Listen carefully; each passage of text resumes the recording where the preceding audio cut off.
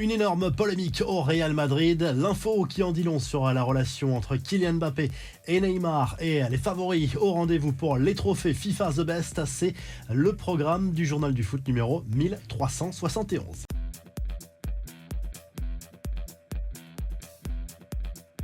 Grosse polémique en Espagne selon les informations du média El Confidencial. Confirmé par le Real Madrid, 4 joueurs des équipes réserves du club merengue ont été arrêtés par la Guardia Civile. On leur reproche d'avoir enregistré une vidéo compromettante avec une mineure et ensuite pour certains de l'avoir diffusée à d'autres joueurs. Le Real Madrid qui affirme qu'aucun joueur de l'équipe première n'est concerné par cette affaire. On passe à la liste des nommés pour les trophées FIFA The Best. Les votes sont ouverts au public jusqu'au 6 octobre.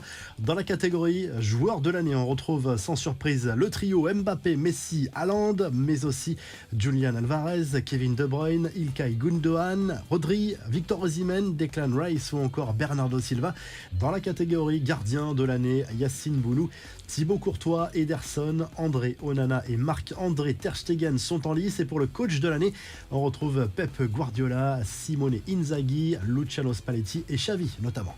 Les infos en bref, Fabio Grosso débarque à Lyon. L'Italien va bien succéder à Laurent Blanc selon l'équipe. L'ancien coach de Frosinone devrait être au Groupama Stadium pour le match des Lyonnais face au Havre dimanche soir.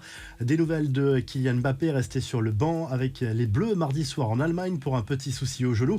Ça va déjà beaucoup mieux. Luis Enrique est optimiste quant à la présence de son buteur face à Nice ce vendredi soir.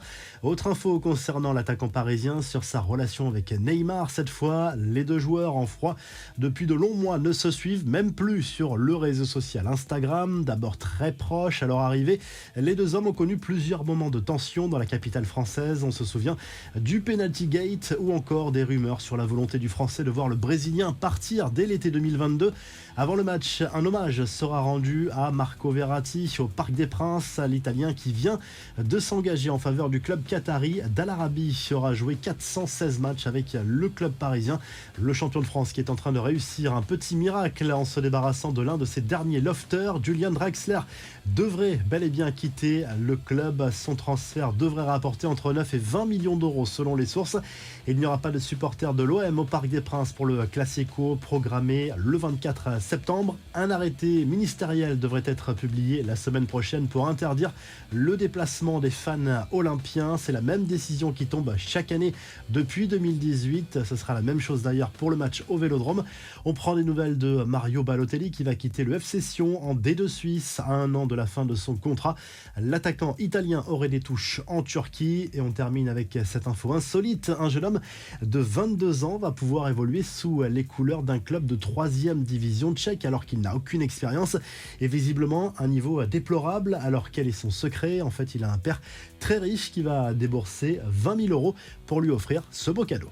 La revue de presse en Angleterre, le Telegraph Sport propose un gros dossier sur Chelsea et son propriétaire qui rêve d'avoir une équipe capable de marquer 100 points sur une seule saison en Première Ligue. D'énormes ambitions, mais pour le moment qui ne se concrétisent pas malgré des mercatos XXL depuis 1 an et demi. Maintenant, le quotidien sportif qui évoque également le conflit entre Jadon Sancho et Manchester United et notamment l'entraîneur des Red Devils, Eric Ten Hag. L'international anglais est mis à l'écart. Il va s'entraîner avec l'équipe réserve. Du côté de l'Espagne, le journal Sport se penche sur le profil de Nico Williams, visiblement dans le viseur du Barça. Ça pourrait être une très belle opération puisqu'il sera libre en juin 2024, mais l'Athletic Bilbao cherche à le prolonger. Le Barça qui affrontera le FC Séville ce samedi en Liga. Et du côté de l'Italie, la Gazette dello Sport se penche sur le derby entre l'Inter